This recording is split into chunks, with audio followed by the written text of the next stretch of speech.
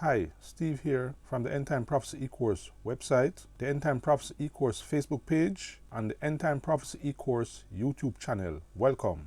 I'm going to be talking about a subject which is going to put me in a bit of a controversy if it hasn't yet done so, because what I'm going to do is to express a disagreement with a prophecy position that is popularly held in Adventist circles concerning the mark of the beast issue. And this has to do with the teaching concerning the image of the beast. I have done some research, a great amount of research on this issue, and I have come to the conclusion that John is not the only prophet that speaks of this whole scenario.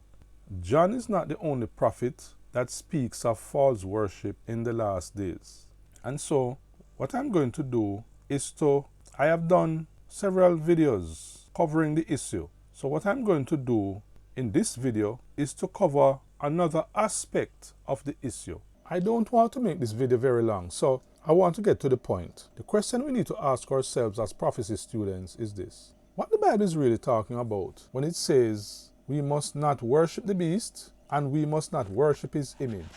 Is the Bible talking about a literal image, or is it talking about a symbolic image? What is it that the Bible is talking about? And if it's a symbolic image, what concept do we have in mind as to how one worship this image? Because if the Bible says that people are going to worship this image, then what that is saying to me is that John saw people actually bowing down to an image, and we know that John is familiar with image worship. He is familiar with how people worship their idols. That is the Gentiles. So when he makes reference to people worshipping an image, it is only reasonable for us to conclude that he's speaking of the worship of a literal image. That's what he actually saw happening. He saw people bowing down to a literal image. And I have done a video demonstrating beyond a shadow of a doubt why I say that it is a literal image. Because John is not the only prophet that speaks of image worship in the last days, right? Even in other places in the writings of John, you will see where he makes reference to image worship as a major cultural shift, a major religious shift in the last days. So, is the image of the beast a literal image? The Adventist position is that the image of the beast is the union of church and state, or apostate Protestantism. In other words, they are saying that the beast is the papacy, and apostate Protestantism is going to create a system that is similar to the papacy, a system of uniting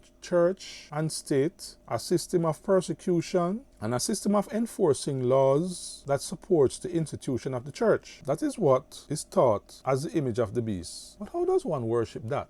I mean, is that what God is warning us about? Because if that is what God is warning us about, then most people don't understand. And when you're giving a warning of that magnitude, it has to be clear. You cannot give a warning that requires a roundabout explanation in order for you to understand what the warning is. If you're giving a warning about something which is a matter of life and death, it has to be very clear. And what John is telling us in Revelation 14 is very clear. John is not talking about a system like the papacy as the image of the beast. He is talking about a literal image that the world will pay homage to. And by paying homage to the image of the beast, we have not only made void the law of God, but we have rejected the Lord himself. That is what I believe the Bible is saying. And as I said before, there are other videos that I have made that demonstrate this in no uncertain terms. And when I come upon this information, I cannot but conclude that the day will come when the world will descend into the worst form of apostasy, and this apostasy will manifest itself in a religious culture of outright idolatry and devil worship. Now, the Bible says that anybody who worships the beast and his image will receive the plagues. That's the warning in essence. If you become a worshiper of the beast, whether it be the worship of the beast in person or the worship of his image, and take his mark to consolidate your relationship with him, you are going to become the vessels of wrath. You will become the recipient of the 7 last plagues. That's the warning. And the warning is quite reasonable, because if you look throughout the scriptures as to how God responds to his own people participating in idol worship, you will understand that the warning of the 7 last plagues is in line with that kind of a consistent response that God has always made to Israel whenever they descend into apostasy and decide to worship false gods. Let me show you a few texts. Alright, the first one is Deuteronomy 32 and verse 16. Here's what it says. They provoked him to jealousy with strange gods. With abominations provoked they him to anger. They sacrificed unto devils, not to God, to gods whom they knew not, to gods that came newly up, whom your father sacrificed. So, by worshipping strange gods, they provoke him to anger. Isn't that how God will respond in his imposition of the 7 last plagues? Yes, the world is going to provoke him to anger. Psalm 78 and verse 58. It says, For they provoked him to anger with their high places and moved him to jealousy with their graven images. Psalms 106, 28 and 29. They joined themselves also to Baal-peor and ate the sacrifices of the dead. Thus they provoked him to anger with their inventions, and the plague breaking upon them. Whenever we see text that talks about the apostasy in Israel, where they decide to worship false gods, it is almost always followed by a statement that says, and they provoke the Lord to anger. Let me tell you something. Revelation chapter 14, verses 9 to 11 is doing the same thing. The world is going to descend into the worst form of apostasy, idol worship, and as a result, they will provoke God to anger. He is going to be provoked to anger, and he's going to send 7 last plagues, just as he did when the people worship Baal-peor. I think that's about the time when Balaam counseled Balak to cast a stumbling block before Israel so that they can be cursed. And what Balak did was to bring out the heathen women in their nakedness so that the Israelite can see them and be attracted to them and bow down to their gods. It's a part of the story of Balaam the prophet. And as a result of doing that, the Lord sent a plague upon Israel because Israel decided to worship false gods. Now, these are the texts that I'm showing you not to prove that in the last days the world will go idolatry, but to prove to you that this is how God consistently responds to an apostasy like this, right? Every time Israel decided to take up idol worship, the Lord is moved to jealousy and the anger of the Lord is kindled against them. And it will be no different when it comes to the worship of the beast and his image. When the first plague, the first of the 7 last plagues, came upon the earth, who did the Bible say it came upon? The Bible said it came upon the men which take the mark of the beast and worship his image. Just like when Israel worshipped Baal-peor and provoked him to anger and sent plagues upon them, in the last days, we are going to worship a modern day Baal-peor in the form of the image of the beast, and the plague is going to break upon us. I have demonstrated that other prophets speak of idol worship in the last days. And I have also demonstrated that in the last days, the man of sin will be the only object of false worship. Not the only object of worship, because God should be the only object of worship. But some people are going to be worshiping God, and other people are going to be the worshippers of the man of sin. Because the Bible said this man of sin is going to exalt himself above all that is called God and all that is worshipped. What that means is that everything that is worshipped, the man of sin is going to exalt himself above it.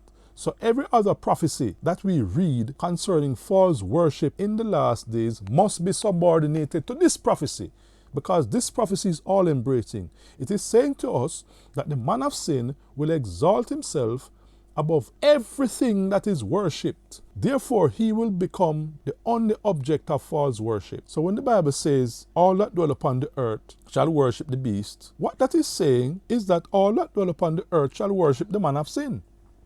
And when the Bible says, people shall worship the image of the beast, it is the image of the man of sin. And in Daniel, where it says, and the king of the north shall exalt himself above every god, it means that the king of the north is the man of sin, right? So everything that has to do with false worship in the last days is pointing us to the worship of this same individual who exalts himself above all that is called God and all that is worship. And that is what the prophecy of the image of the beast is about. That is what the warning against the image of the beast is about. So I am going to close here, but I want to tell you something. I have written a prophecy course on this. I've written a book, and in the book I have outlined all the findings that I have been telling you in this video and more. I haven't given you everything because I don't even mention up to this day how the mark of the beast will be implemented. And let me tell you something. The Bible tells us how the mark of the beast will be implemented. And by theological deduction, we can easily come to that conclusion. And I want you to download it. It can be downloaded at www.prophecyecourse.com. Let me tell you something.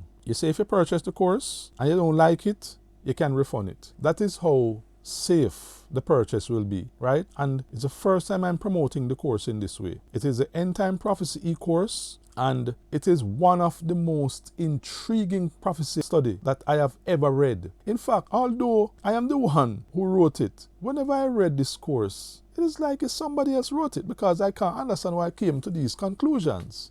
I can't understand certain statements. How is it that I come to making these statements? I'm not supposed to know these things. And by the way, I'm not a pastor. I'm not a theologian. I am just a layman who studied the Bible just like everybody else. It's just that I believe that our studies must be diligent and it must be independent of denominational loyalties. It must be independent of denominational creed. Therefore, I am asking you, please go to www.prophecyecourse.com, and I want you to first download the free book.